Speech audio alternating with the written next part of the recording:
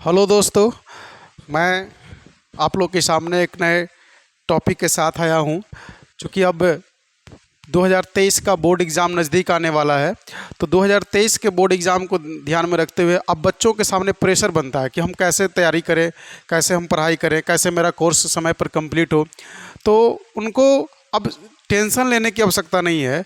उनको मैं कुछ सिलेबस बताऊंगा और उस सिलेबस के अनुसार ही उनको अपनी पढ़ाई को कंटिन्यू रखना है और आसानी से उनका कोर्स भी समाप्त हो जाएगा।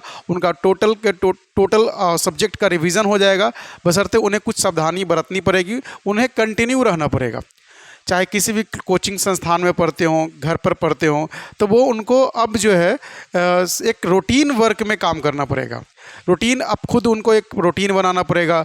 और जो जो मैं आपको सिलेबस बताने जा रहा हूँ, कैसे किन किन सब्जेक्ट पर कितना फोकस करें, कितना समय दें, कब कब और कैसे कैसे उनको हैंडल करें, कौन से क्वेश्चन ज़्यादा इंपॉर्टेंट है, कौन से कम इंपॉर्टेंट है, किस क्वेश्चन को नहीं छोड़ा जा सकता है, किस क्वेश्चन को छोड़ा जा सकता है, इसको हम लोग देखेंगे। परीक्षा में जो है सबसे ज़्यादा इम्पोर्टेंट होता है कि कौन सा ऐसा टॉपिक है जिसको एकदम कभी नहीं छोड़ना है। वो बार बार उससे क्वेश्चन आ रहा है, पूछा जा रहा है, तो हमको इस बात का ध्यान रखना है। और कुछ ऐसे सेक्शन हैं जिनको से लगातार पिछले 10 साल से कभी भी क्वेश्चन नहीं पूछा जा रहा है, तो हमें उस सेक्शन को टच नहीं करना है। यदि कर भी लेते हैं तो और अच्छी बात है, लेकिन ज़्यादा फोकस उस पर नहीं करना है। हाँ, लेकिन जिस सेक्शन से हमेशा लगातार क्वेश्चन पूछे जा रहे हैं, तो हमें उन पर विशेष ध्यान देना है। आज चलिए हम लोग उसी टॉपिक पे बात करेंगे, उसी सिलेबस को विस्तार से देखेंगे। तो सबसे पहले हम देखते क्या है कि हम शुरुआत करते हैं। आज मैं आपको स्पेशली आपको जो है मैथमेटिक्स का सिलेबस बताऊंगा। आज स्पेशली मैं मैथमेटिक्स का सिलेबस बताऊंगा, क्योंकि एक ही दिन में, एक ही वीडियो में टोटल सब्जेक्ट का सिलेबस ढंग से नहीं हो पाएगा। इसलिए आज मैं आप लोग को मैथमेटिक्स का सिलेबस बताऊंगा और कौन कौन से टॉपिक से कौन कौन से कितने नंबर का प्रश्न पूछे जाते हैं, इन पर मैं आप लोग को ध्यान आकृष्ट करूंगा और आपको बताऊंगा कि घर पर आप कैसे और कितने समय में कौन से टॉपिक पर कितना समय दे सकते हैं। इस पर मैं आज विस्तार से बात करूंगा। चलिए आज अपना जो है चैप्टर को शुरू करते हैं। देखिए, बोर्ड एग्जाम में Bihar school examination board, special Bihar board की मैं बात कर रहा हूँ। ये जो 2023 ईस्वी में जो एग्ज़ाम, मैट्रिक बोर्ड का जो एग्ज़ाम होगा, उसमें आप देखिएगा कि मैथ जो है 100 नंबर का प्रश्न पूछा जाता है। मैथ से 100 मार्क्स का क्वेश्चन को आस्क किया जाएगा। इसमें से क्या था कि इसके पहले तक 50% जो है ऑब्जेक्टिव था और 50% सब्जेक्टिव। ऑब्जेक्टिव और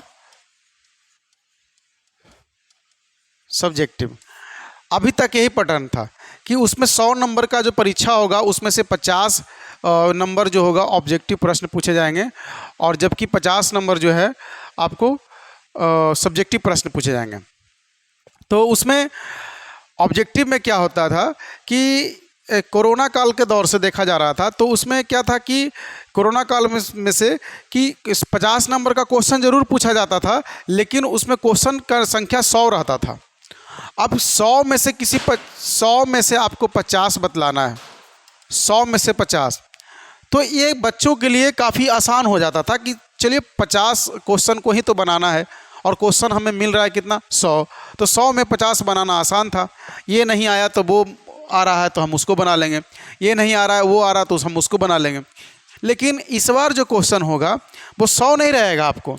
इस बार जो आपको क्वेश्चन रहेगा वो आपको 80 क्वेश्चन ही रहेगा, और 80 में से ही बनाना है कितना, आपको 50। ठीक है, मतलब चीज़ को समझ रहे होंगे। अब जो है 100 क्वेश्चन इस बार से नहीं मिलेगा आपको, इस बार से क्वेश्चन आपको 80 ही मिलेगा। और 80 में से क्या करना है कि 80 में से आपको पहले बनाना था, 100 में से पहले बनाना था 50, लेकिन अब आपको 80 में से बनाना पड़ेगा 50। तो पिछले 2 साल में जो परीक्षा हुआ बोर्ड एग्ज़ाम का 10th का, उससे इसका जो परीक्षा जो होने वाला है वो थोड़ा सा थोड़ा सा बच्चों पर प्रेशर रहेगा कि पहले जो परीक्षा दे चुके हैं उनको 100 क्वेश्चन पूछा जाता था, उनमें से हमको 50 नंबर का बनाना था, किसी भी 50 को बनाना था। और इस बार जो हम जो परीक्षा देने जा रहे हैं उसमें अब 100 के जगह पे 80 ही क्वेश्चन है और उस क्वेश्चन में से हमको 50 क्वेश्चन बनाना पड़ेगा। ये हो गया ऑब्जेक्टिव की बात, ये ऑब्जेक्टिव हो गई, ठीक है। और उसके बाद आते हैं सब्जेक्टिव। तो 50 मार्क का आपका सब्जेक्टिव रहेगा, 50 मार्क का आपका सब्जेक्टिव, यानी कि बट गया 50 और 50। अब ऑब्जेक्टिव में किस किस से रहेगा, तो हम देखते हैं कि जो बोर्ड एग्जाम में जो क्वेश्चन आता है, पिछला 10 साल का आप क्वेश्चन उठा के देख सकते हैं, उस क्वेश्चन में सबसे ज़्यादा, उस क्वेश्चन में यदि सबसे ज़्यादा क्वेश्चन पूछा जाता है तो उसमें ट्रिगोनोमेट्री से क्वेश्चन पूछा जाता है। ट्रिगोनोमेट्री से पूछा जाता है, यानी ट्रिगोनोमेट्री में कम से कम आपको 25 नंबर से 30 नंबर का क्वेश्चन पूछा जाएगा, इंक्लूडिंग ऑब्जेक्टिव प्लस सब्जेक्टिव। यानी ऑब्जेक्टिव और सब्जेक्टिव को मिला करके त्रिकोणमिति जो चैप्टर है आपका, केसी सिन्हा का यदि बुक को फॉलो करते हैं तो उसमें एक्सरसाइज जो है 8.1 से शुरू होता है, वो आपको 25 से 30 क्वेश्चन पूछा जाएगा सिर्फ ट्रिगोनोमेट्री से। तो आपका 100 में से हम इधर रफ वर्क करेंगे, इधर हम रफ वर्क करेंगे कि 100 में से आपका 30 खत्म हो गया, ट्रिगोनोमेट्री ले लिया, तो आपको बचा कितना, 70। 100 में से आपने 30 नंबर ट्रिगोनोमेट्री आपका लेकर चला गया, तो आपको बचा कितना, 70।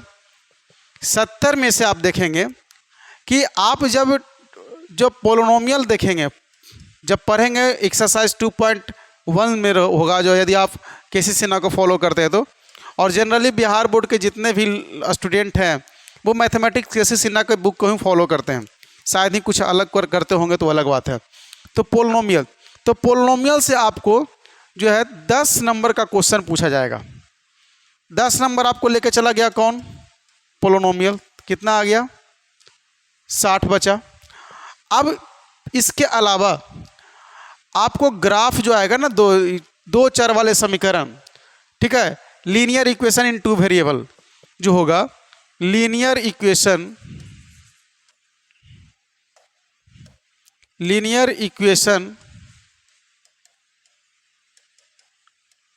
इन 2 वेरिएबल, अर्थात दो चर वाले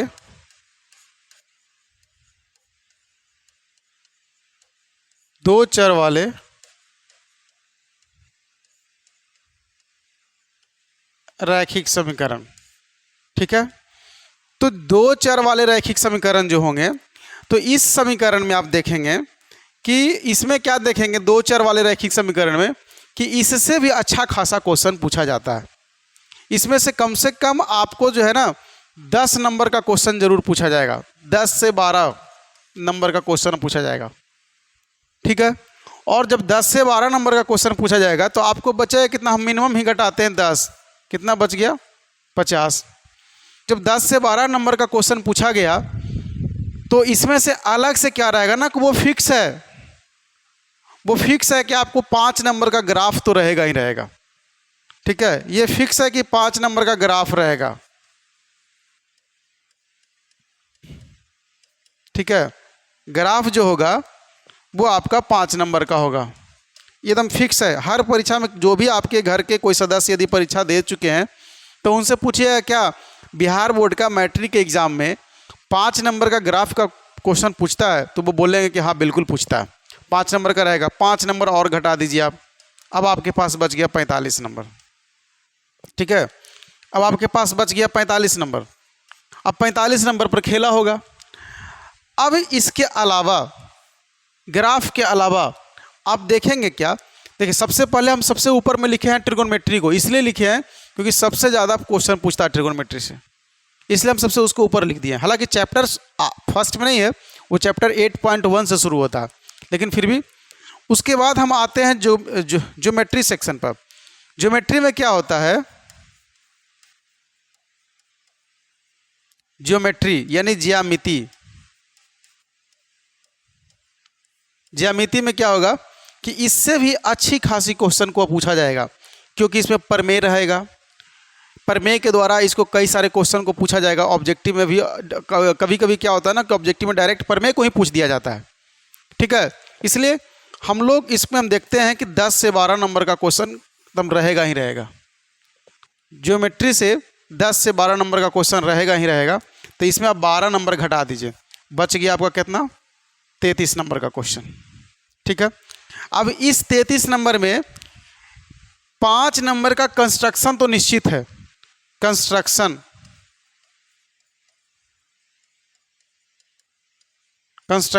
यानी रचना, ये फिक्स है कि 5 नंबर का क्वेश्चन रहेगा ही रहेगा। बच गया आपके पास 28 नंबर, ठीक है। अभी भी आपके पास 28 नंबर का क्वेश्चन अभी आना बाकी है। तो चैप्टर भी, टॉपिक भी बचा हुआ है। क्या क्या टॉपिक बचा हुआ है देखिएगा, अब बताते हैं। अब क्या देखेंगे कि आपके पास 28 नंबर बचा हुआ है कि अभी क्या चीज़ से पूछेगा। 28 नंबर किससे पूछेगा, तो आप देख सकते हैं क्या कि आपको स्टैटिक्स पढ़ना होगा, सांख्यिकी। स्टैटिक्स में क्या रहेगा, स्टैटिक्स इसमें रहेगा बारंबारता,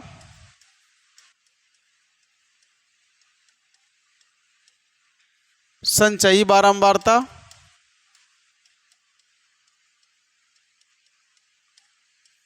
इत्यादि वगैरह रहेगा, बहुलक, ठीक है,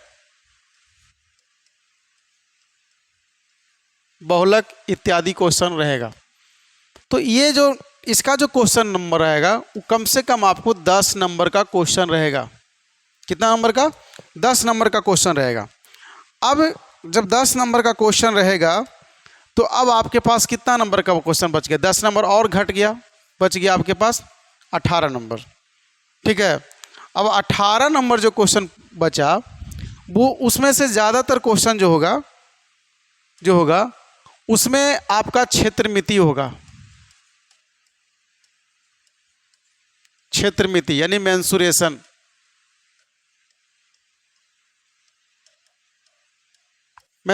होगा। अब मेंसुरेशन जो क्वेश्चन आएगा वो कम से कम आपको 10 नंबर का क्वेश्चन आएगा, कम से कम। इससे ज़्यादा हो सकता है, मेंसुरेशन भी काफ़ी अच्छा क्वेश्चन को कवर करता है, ठीक है। इसलिए मेंसुरेशन भी काफ़ी अच्छा नंबर से पूछ सकता है। कहीं कहीं पे 10 नंबर पूछ दिया, कहीं पे 12 नंबर पूछ दिया, तो आपको 2-4 नंबर को एडजस्ट करके चलना पड़ेगा, ठीक है। तो आपको 10 नंबर और बच गया, घट गया, तो बच गया 8 नंबर। अब जो है वो 8 नंबर क्वेश्चन आपको मिसलेनियस में हम मानेंगे। मिसलेनियस का मतलब वो कहीं से भी पूछ सकता है, समांतर श्रेणी हो, एपी हो, जीपी हो, कहीं से भी आपको वो पूछ सकता है, मिसलेनियस, ठीक है। मिला जुला क्वेश्चन, ठीक है, मिसलेनियस रहेगा, जिसमें 8 नंबर का क्वेश्चन आपको वो कहीं से पूछ सकता है। इस प्रकार से आपका टोटल क्या बच गया, 0, यानी 100 नंबर का 100 नंबर का हिसाब किताब हो गया। तो अब सवाल उठता है कि ये तो मैंने आपको chapter wise number, topic wise number बताया कि इस टॉपिक से इतना नंबर का क्वेश्चन पूछ सकता है। अब सवाल आता है जो सबसे इम्पोर्टेंट है, सबसे मेन चीज़ है कि सर हम इसका तैयारी कैसे करें। तो एक बात और जान लीजिए, नंबर मैथमेटिक्स आपका एक स्कोरिंग सब्जेक्ट है। ये आपको काफ़ी ऊंचा ले जाएगा, नंबर आपको भरपूर देगा, जो भी बनाइएगा सही रहेगा, आपको कस के नंबर मिलेगा। इसलिए ये स्कोरिंग सब्जेक्ट है, इसको कभी भी नज़रअंदाज नहीं करना है। स्कोर करने का सबसे सिंपल तरीका, अभी आपके पास कुछ नहीं बिगड़ा है। क्यों? क्योंकि अभी आपके पास जो है, अभी आपके पास बचा हुआ है नवंबर, अभी आपके पास बचा हुआ है अक्टूबर, नवंबर, दिसंबर, जनवरी, ठीक है। और फरवरी में तो आपका एग्ज़ाम होगा, फरवरी में आपका क्या होगा, एग्ज़ाम होगा। 4 महीने का समय है आपके पास। 4 महीने का मतलब लगभग 120 दिन, 122 दिन। अब 122 दिन का समय है आपके पास, 122 दिन इनफ है, आप चाहेंगे तो। तो क्या करना है कि कम से कम आपको, जब यदि आप सिस्टमेटिक पढ़ाई पहले नहीं किए हैं, तब कम से कम आपको दिन में 3 घंटा मैथमेटिक्स पर ध्यान देना होगा। 3 घंटा करना क्या है, क्योंकि जब सुबह आदमी जब उठता है ना, तो उसका मूड थोड़ा शांत रहता है, रिलैक्स मूड में रहता है। तो जब भी आप मैथमेटिक्स बनाने के लिए बैठे तो सुबह में ज़रूर बैठ जाए, ठीक है। सुबह में बनाएं। और उसको बनाने का क्या तरीका है कि सबसे पहले आप चैप्टर यदि पढ़े हैं, कुछ ना कुछ तो ज़रूर पढ़े होंगे। ये तो एक रिवीजन के तौर पर हम लोग बात कर रहे हैं। अब वैसे लड़के के लिए कभी नहीं हो पाएगा जो कभी किताब छुए ही नहीं है, उनके लिए संभव ही नहीं है। तो सुबह में आपको क्या करना है कि कभी भी जहाँ तहाँ से गणित नहीं बनाना है। आप समय भी दे दीजिएगा, बना भी लीजिएगा, लेकिन आपको सेटिस्फैक्शन कभी नहीं मिलेगा। आपको लगेगा ही नहीं कि मैंने कुछ सीखा है। इसलिए आपको सेटिस्फैक्शन भी मिलना जरूरी है, क्योंकि सेटिस्फैक्शन नहीं मिलेगा तो आपको काम में इंटरेस्ट नहीं जागेगा। इसलिए क्या करना है आपको कि सबसे पहले आप किसी टॉपिक को डिटरमाइन कर लें कि हमको इसी टॉपिक को पढ़ना है। जैसे आज हमको मूड कर गया कि चलो आज हम मेंसुरेशन पढ़ेंगे, तो जब आज मेंसुरेशन पढ़ेंगे ना, तो आपको मेंसुरेशन के बारे में टोटल जितने भी फॉर्मूलाज हैं, सब के सब फॉर्मूला को आप एक जगह नोट डाउन कर लीजिए। उसको डेरिवेशन को भी देख लीजिए कि इसका आखिर ये फॉर्मूला आया कहाँ से, कैसे आया, डेरिवेशन को देख लीजिए। उसके बाद आपको क्या करना है कि जब फॉर्मूला को आप याद कर लें, समझ लें। याद करने का मतलब ये नहीं कि सिर्फ रट लें, समझे नहीं, क्योंकि मैथमेटिक्स समझ का खेल होता है, याद का खेल नहीं होता है। याद करने के लिए आप इतिहास याद कर सकते हैं, भूगोल याद कर सकते हैं, आप उसको याद करके पास भी कर सकते हैं, लेकिन आप मैथमेटिक्स को याद कैसे कर पाइएगा, बहुत मुश्किल है। तो आपको समझना है तो सबसे पहले फार्मूला का डेरिवेशन को याद कर, मतलब समझ लेंगे कि कैसे ये फार्मूला आया, ये कैसे काम करेगा। उसके बाद आप कहीं ना कहीं पढ़े हैं तो सर जरूर कुछ ना कुछ बताए होंगे, उन सारा कॉपी को निकाल कर कॉन्सेप्ट को एक बार फिर से पढ़ लें। उसके बाद एक्सरसाइज जब बनाना शुरू करें तो डायरेक्ट आप एक्सरसाइज कभी नहीं बनाएं। एक्सरसाइज बनाने से पहले आप उसका कॉन्सेप्ट को समझें। किताब में आपका रहेगा कॉन्सेप्ट, टीचर जो बताए होंगे वो कॉपी में रहेगा कॉन्सेप्ट। जैसे ही जो टीचर का बताया हुआ कॉन्सेप्ट को कॉपी में से पढ़िएगा तो आपको ज़रूर लगेगा कि अरे ये तो हम पढ़ चुके हैं, वो उस चीज़ को आप जल्दी समझिएगा। किताब में तो बहुत कुछ लिखा हुआ रहता है, लेकिन आप उसको नहीं समझ पाइएगा अपने खुद से पढ़ कर। लेकिन यदि टीचर का बताया हुआ कोई नोट्स है आपके पास तो उसको पढ़ करके आप समझ सकते हैं काफ़ी जल्दी। तो उसको देखिए, कॉन्सेप्ट को समझिए। जब कॉन्सेप्ट समझ गए, फार्मूला को आप एक जगह नोट डाउन कर लिए और आप डिटरमाइन भी कर चुके हैं कि हमको एक ही टॉपिक उठाना है, वो टॉपिक कोई भी हो जो आपको अच्छा लगता है उसको उठाइए। और जब कॉन्सेप्ट समझने के बाद उसको एक्सरसाइज को करना शुरू कीजिए।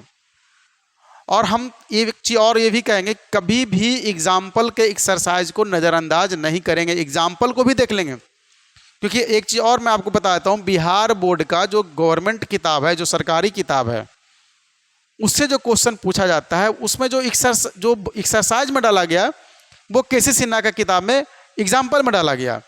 इसलिए चीज़ों को समझने के लिए, मैथमेटिक्स को समझने के लिए किस प्रकार का क्वेश्चन पूछता है, आप एक्सरसाइज भी करें।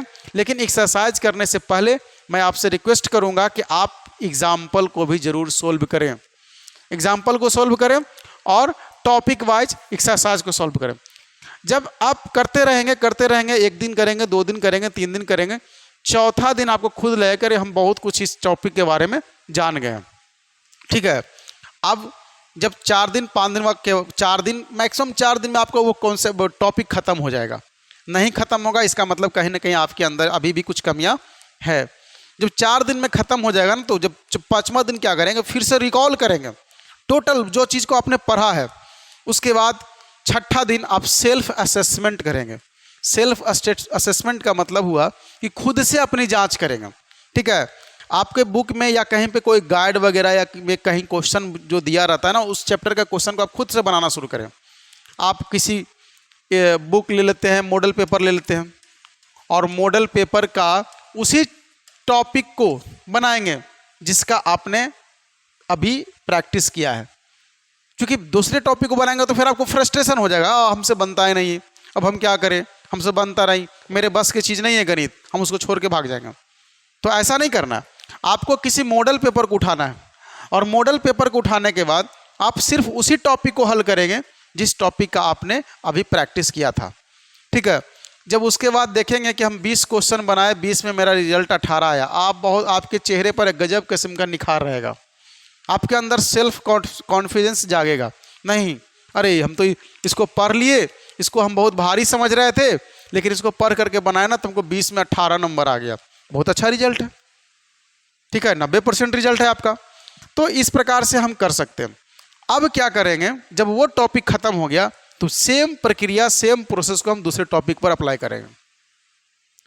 कुछ नहीं करना है, आपको कम से कम दिन का 3 घंटा समय शुरुआती दौर में देना है। फिर धीरे धीरे आपको जब कमांड होगा तो फिर आपका समय घटेगा भी तो कोई फर्क नहीं पड़ेगा, आपके अंदर कॉन्फिडेंस जाग जाएगा, आपके अंदर इंटरेस्ट जाग जाएगा। सबसे बड़ी बात है, आपके अंदर जब किसी चीज़ पर आप समय देते हैं तो उसके प्रति आपका इंटरेस्ट जाग जाता है, और उसके बाद देखिएगा कि आपके जो बनाने का तरीका, सोचने का तरीका, पहले से आप काफ़ी बेहतर फील करेंगे, अनुभव करेंगे।